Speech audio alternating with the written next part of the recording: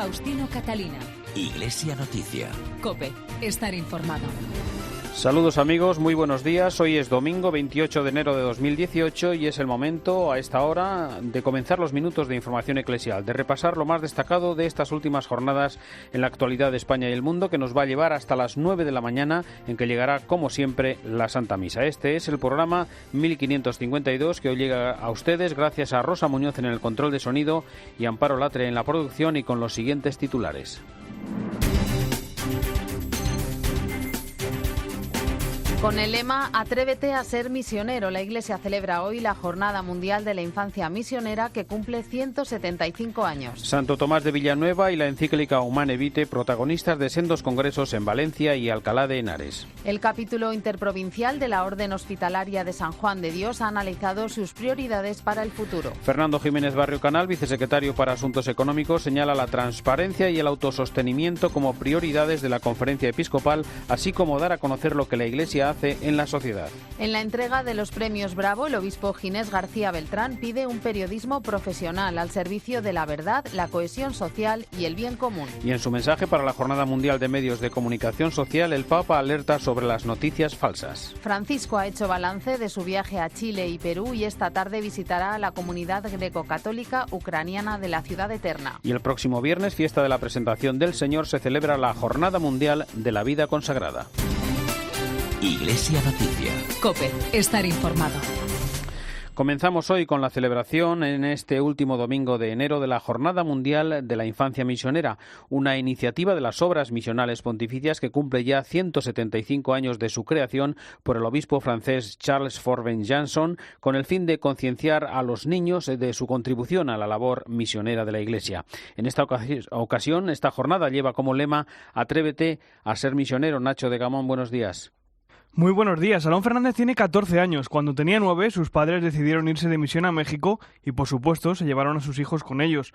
Para Alón fue una experiencia inolvidable, tal y como contó en la presentación de esta jornada. Mis padres tenían varios proyectos, trabajaban con familias, con novios, en el kinder, que sería una escuela infantil. Íbamos también al centro de desintoxicación, había trabajos con fines afectivos sexuales, talleres de oración, visitas a las casas, hasta que se llegó a la conclusión de que, dado los problemas que había allí en aquel pueblo, en Valladolid, en un estado que se llama Sonora, se llegó a la conclusión de que había que trabajar con los niños, ¿no? Primeramente. Y ahí fue cuando nosotros también intervenimos. También hicimos un equipo misionero, éramos unos pocos niños y niñas que nos dedicábamos a trabajar en la misión desde dentro de la comunidad. Y, yo llevaba un grupo de catequesis y salíamos a los campos de cultivo. En los campos de cultivo había gente en condiciones no muy buenas y íbamos y compartíamos la palabra y hablábamos. Monseñor Francisco Lerma tiene algunos años más, pero también es misionero. En 2010 fue elevado al orden episcopal en la diócesis de Gurú, en Mozambique, donde lleva casi 50 años de ministerio sacerdotal.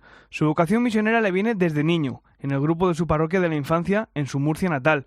Monseñor Lerma explicó cómo han promovido los grupos de jóvenes misioneros en las parroquias de su diócesis. En todas nuestras parroquias tenemos los grupos de la infancia misionera, con la característica de la formación en primer lugar. ¿Y quién se encarga de la formación de los niños? Los adolescentes. Como tenemos los grupos de jóvenes, estos grupos de jóvenes se comprometen a dirigir y mantener la formación de los niños. Después de la formación, pues tienen sus pequeños, que son grandes compromisos apostólicos los niños. El compromiso de ser misioneros con otros niños, de preocuparse de los otros niños más abandonados, de los huérfanos, de los que nunca han oído hablar del cristianismo, de Jesús, y son ellos los primeros misioneros localmente.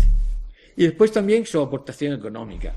Pequeñas, diríamos, contribuciones de nuestros niños. No serán muchas, pero también contribuyen para la evangelización de otros países, de otros pueblos y de otros niños. El director de Obras Misionales Pontificias, Monseñor Anastasio Gil, también lanzó un llamamiento a los niños, sintetizado en el lema de este año. Que nosotros hoy podamos lanzarnos de decir a los niños de España: atrévete a ser misionero. Este es nuestro reto, no es una palabra. Atrévete a ser misionero. Déjate de tonterías. No tengas miedo, sé valiente. Monseñor Gil también destacó la generosidad de los niños españoles durante 2016, cuando aportaron casi un 17% del total del Fondo Universal de Solidaridad. En la Universidad Católica San Vicente Mártir de Valencia se ha celebrado esta semana un congreso sobre Santo Tomás de Villanueva, que ha analizado diversos aspectos sobre la vida y el legado espiritual de este santo, que la Conferencia Episcopal ha pedido que sea proclamado doctor de la Iglesia. Desde COPE Valencia, Luis Agudo. La Universidad Católica de Valencia ha celebrado esta semana un congreso sobre Santo Tomás de Villanueva, que fue arzobispo de nuestra diócesis durante 10 años, a mediados del siglo XVI. Como decía el cardenal arzobispo Antonio Cañizares al inaugurar el congreso, fue el suyo un ejemplo extraordinario de entrega a los más necesitados. No escatimaba trabajos ni sacrificios, por arduos que fueran, y cedía su libertad ante los poderes establecidos, y buscaba, eso sí, con pasión la verdad que nos hace libres y se realiza en el amor, especialmente a favor de los pobres y más desfavorecidos, ante los que se inclinaba humildemente. El congreso organizado por la Universidad Católica de Valencia en colaboración con el Colegio Mayor de la Presentación en Santo Tomás de Villanueva, la Federación Agustiniana de España, porque Santo Tomás era agustino, y la Facultad de Teología de San Vicente Ferrer de Valencia, ha abordado la figura de Santo Tomás sobre todo desde el perfil de la caridad como centro de su teología, pero también la doctrina de la justificación y su gran influencia en Trento y en la construcción de seminarios en aquella época, así como la vigencia en la actualidad de esa teología de la caridad de Santo Tomás de Villanueva. Todo ello llevaba a esta conclusión del cardenal Cañizares. Hay más que suficientes méritos como para que Santo Tomás de Villanueva sea proclamado doctor universal de la Iglesia. En breve se editarán las ponencias de este congreso.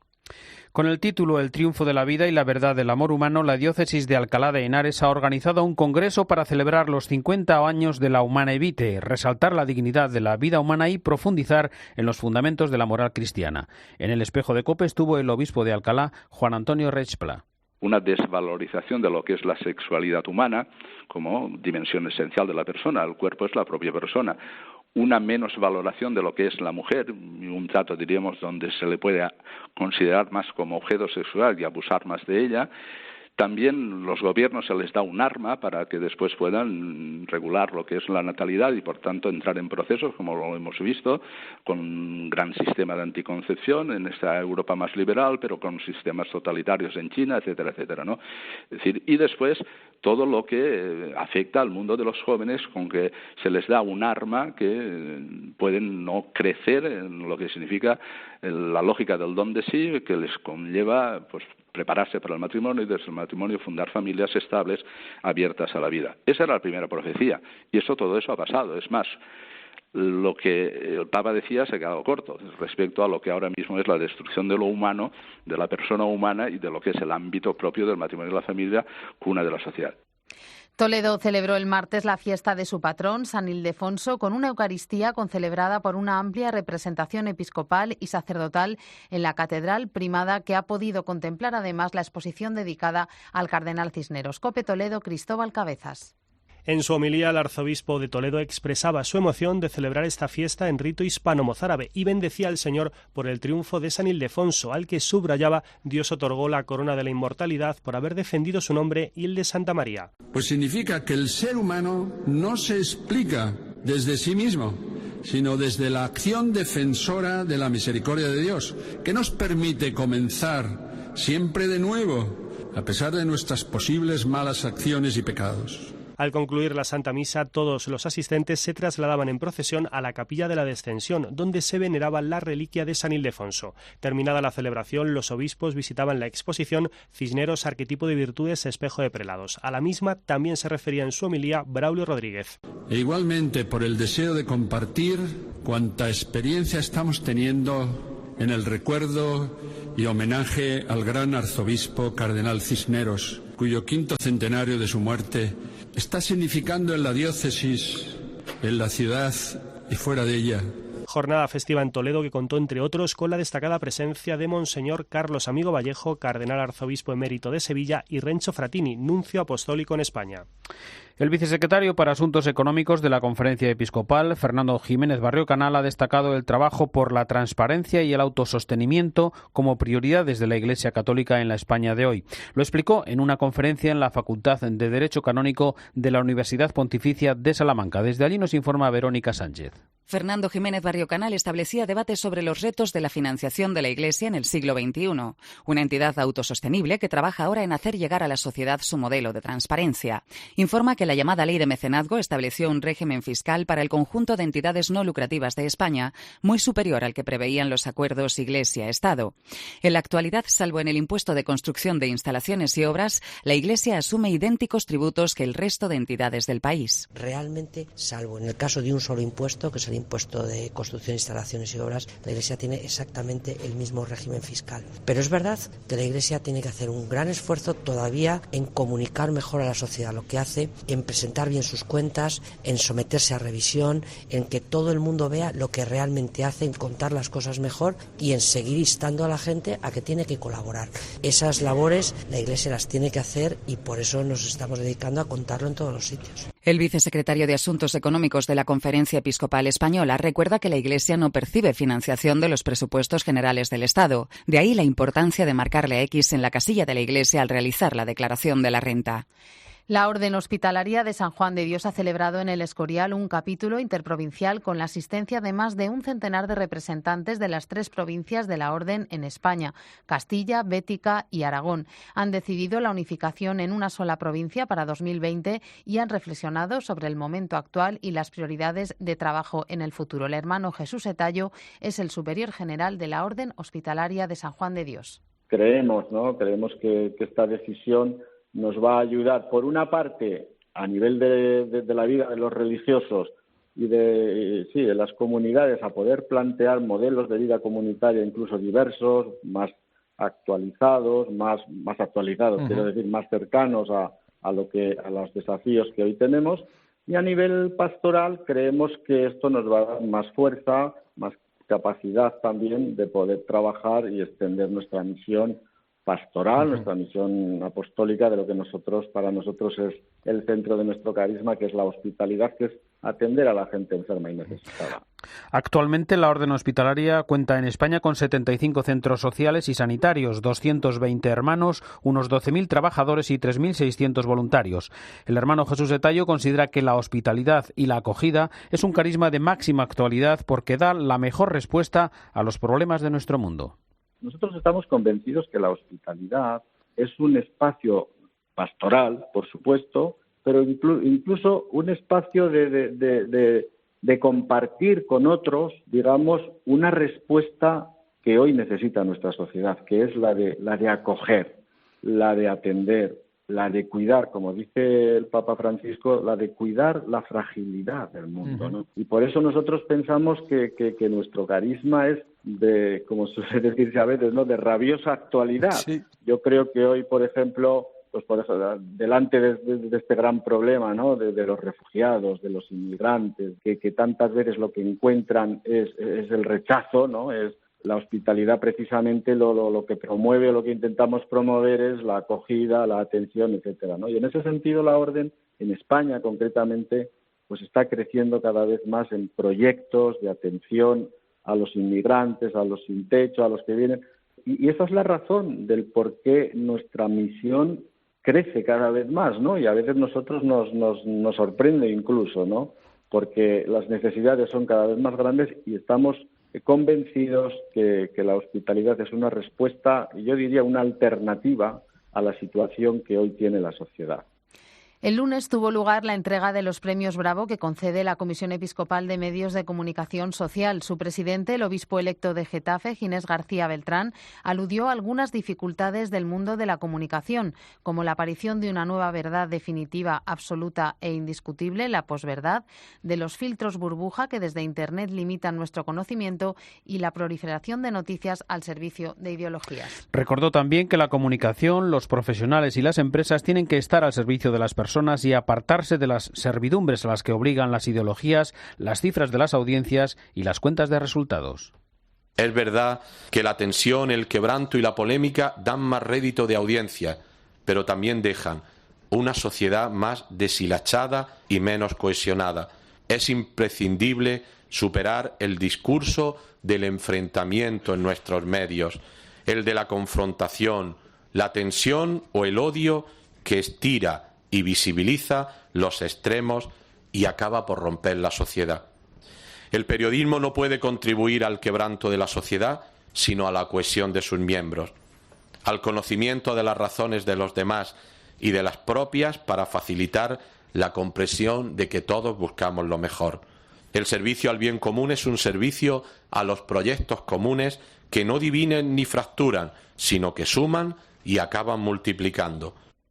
Los galardonados en esta ocasión han sido Antonio Pampliega en prensa, Sergio Martín en televisión, nuestro compañero Pepe Domingo Castaño en radio, Íñigo Pírfano en música, el portal de información Aletella, la película Converso, la campaña Con los abuelos somos más familia y el trabajo de las diócesis de Cartagena y Santander por su cobertura de los años jubilares de Santo Toribio de Liébana y Caravaca de la Cruz. Habló en nombre de todos los galardonados el premio Bravo Especial, el director del programa Pueblo de Dios de Televisión Española, Julián del Olmo.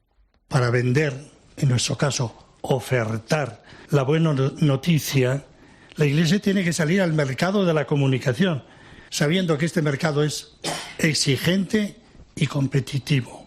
Es verdad que la Iglesia dispone de buenos productos, más que muchas organizaciones e instituciones que habitualmente están de actualidad en los medios. No basta con que el producto sea bueno. Si queremos que resulte atractivo, tiene que estar bien presentado. Y el Papa Francisco nos ha dado la receta. La comunicación de la Iglesia tiene que transmitir la alegría del Evangelio, algo que no siempre sucede. Con las nuevas tecnologías todo el mundo puede ser comunicador, pero a los profesionales de la comunicación se nos pide de oficio conocer y practicar el arte de comunicar. Comunicar con profesionalidad, con responsabilidad y con credibilidad. Iglesia Noticia. COPE. Estar informado. Acorralados por las deudas, es lo que les pasó a un matrimonio sevillano. Acudieron a la ley de segunda oportunidad para empezar de nuevo. En bancarrota, estaban arruinados tras perder su trabajo y ahora la justicia les exonera, les libera de todas sus deudas. Es darle una segunda oportunidad, poder empezar de nuevo. De lunes a viernes, de 1 a 3 de la tarde, encontrarás las mejores historias en Mediodía COPE con Pilar Cisneros y Antonio Ray. Está pasando. Estás en COPE. Último domingo de enero, Jornada Mundial de los Leprosos. Cada año esta enfermedad afecta a más de 200.000 personas. 20 euros pueden curar a un leproso. Ayúdanos a terminar para siempre con la lepra. Envía tu donativo a la Asociación Amigos de los Leprosos Raúl Fulero, calle Marqués de Santa Ana 20, 28004 Madrid. Teléfono 91 531 5300. Hoy la lepra tiene curación. Necesitamos tu ayuda. Cariño, ¿qué has hecho ya en el cole? He tenido mates y gimnasia. Y he ayudado a 600 niñas en la India. Con Infancia Misionera, los pequeños hacen posible que miles de niños en el mundo conozcan a Jesús y puedan vivir mejor. Abre los horizontes a tu hijo. Enséñale otra forma de vivir. 28 de enero, Jornada de Infancia Misionera. ¿Te atreves a ser misionero? Infórmate y colabora en www.omp.es. Iglesia Noticia. COPE. Estar informado. En el tiempo para la actualidad internacional, en Iglesia Noticia nos vamos ahora hasta el Vaticano porque el Papa celebrará a las 9 de esta mañana una misa en la Basílica de Santa María la Mayor con motivo de la fiesta de la traslación del icono de la Salus Populi Romani. Este es el nombre que se da desde el siglo XIX a la protectora del pueblo romano, un icono bizantino de la Virgen con el Niño que procede de los primeros cristianos y custodia la basílica de referencia de los españoles en Roma.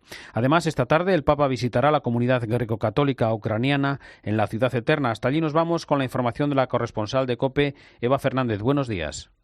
Buenos días. El Papa Francisco celebra en estos momentos ante la que se podría decir que es su imagen de la Virgen preferida de Roma, que además contempla por primera vez tras su restauración. Desde el día después de su elección como pontífice, el Papa ha ido a venerar a esta imagen 56 veces. Normalmente acude antes y después de sus viajes internacionales. La última de ellas fue el pasado lunes a su regreso del viaje a Chile y a Perú.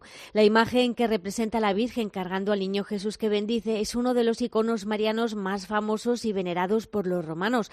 La solemnidad que se celebra en estos momentos es de agradecimiento por la presencia maternal de la Virgen durante tantos siglos. Y efectivamente esta misma tarde el Papa se acercará hasta la Basílica de Santa Sofía en Roma para encontrarse con la comunidad greco-católica ucraniana, que durante muchos años fue considerada casa y punto de referencia para todos los ucranianos en la diáspora bajo el régimen soviético. Es una de las 24 iglesias de rito oriental en comunión con la Santa Sede. Su origen se remonta al siglo IX. Esta iglesia cuenta aproximadamente con un 10% de fieles y es una de las más importantes del país. Con esta visita, el Papa subraya su empeño por contribuir a la unidad de los cristianos, una de sus constantes en su pontificado.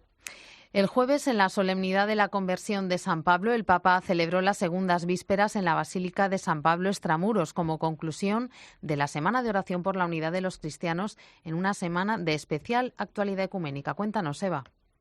Tras su regreso del viaje a Chile y a Perú, efectivamente el Papa ha tenido varias citas de carácter ecuménico. Como todos los años, quiso clausurar la Semana de Oración por la Unidad de los Cristianos rezando junto a representantes de otras confesiones. Estuvieron presentes la Iglesia ortodoxa, anglicana, metodista y episcopaliana. Especialmente simbólico fue la oración conjunta ante los restos del apóstol San Pablo. Junto al Papa se encontraba el representante del Patriarcado Ecuménico de Constantinopla y el de la Iglesia anglicana. Y como símbolo de unión, el Papa centró su homilía en el sacramento del bautismo. Cuando decimos que reconocemos el bautismo de cristianos de otras tradiciones, confesamos que también ellos han recibido el perdón del Señor y que su gracia opera en ellos, y acogemos su culto como expresión auténtica de alabanza por lo que Dios cumple.